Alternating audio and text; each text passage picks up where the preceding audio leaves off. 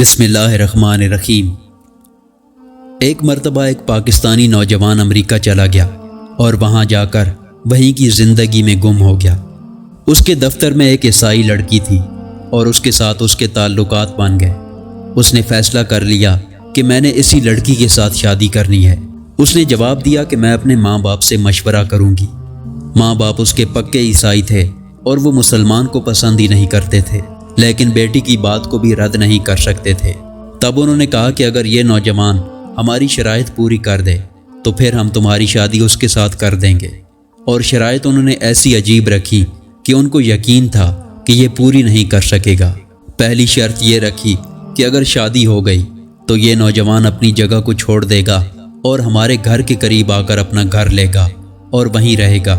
نوجوان نے اس بات کو قبول کر لیا۔ دوسری شرط یہ تھی کہ جس حد تک اس کا حلقہ احباب ہے ان تمام کو یکسر چھوڑ دے گا، نہ فون کا رابطہ نہ ویسے ملنا جلنا، اور ہماری کمیونٹی کے جو لوگ ہیں یہ ان کو اپنا دوست بنائے گا اور ان کے ساتھ رابطہ رکھے گا۔ اس نوجوان نے یہ بات بھی قبول کر لی۔ تیسری شرط انہوں نے یہ لگائی کہ اپنے ماں باپ سے بھی ہمیشہ کے لیے یہ اپنا رابطہ توڑ دے گا۔ اس نوجوان نے ان کی یہ بات بھی مان لی۔ چوتھی شرط انہوں نے یہ رکھی کہ یہ اپنے ملک کبھی واپس نہیں جائے گا اور یہیں رہے گا۔ اس نے یہ شرط بھی مان لی۔ پانچویں عجیب ترین شرط انہوں نے رکھی کہ ہم اتوار کو اپنے گرجا میں جاتے ہیں تو یہ ہمارے ساتھ گرجا بھی جایا کرے گا۔ اس نے یہ شرط بھی مان لی۔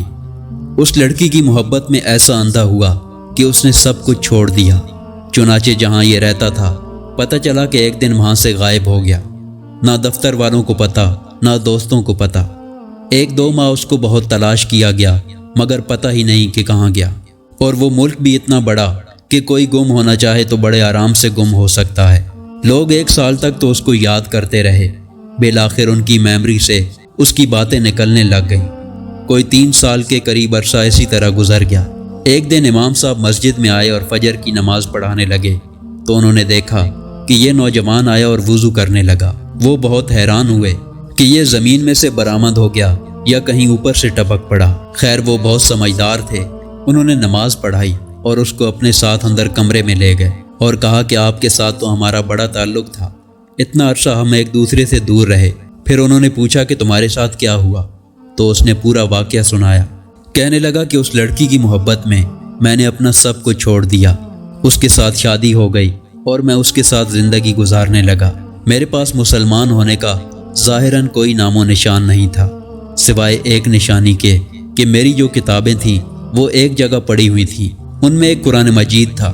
جب روز صبح تیار ہو کے میں دفتر جانے لگتا تو کتابوں پر میری نظر پڑتی تو قرآن مجید کو دیکھ کر مجھے اللہ تعالیٰ کی یاد آتی۔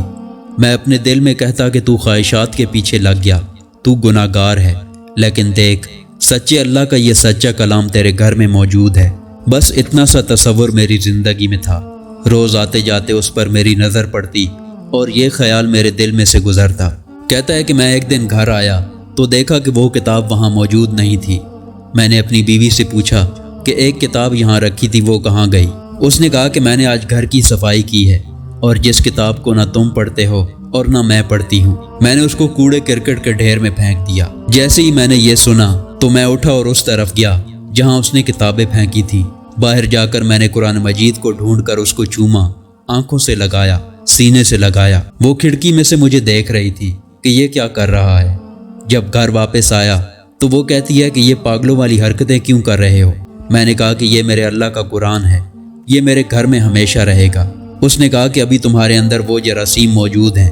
اس لڑکی نے اپنا بریف کیس اٹھایا اور اپنے والدین کو حالات بتانے چلی گئی، اور میں نے بھی جوتا پہنا اور مسجد میں اپنے رب کو منانے کے لیے آ گیا۔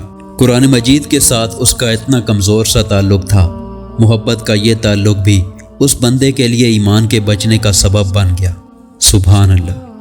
اس قسم کی مزید ویڈیو دیکھنے کے لیے ہمارے چینل کو سبسکرائب کریں۔ شکریہ۔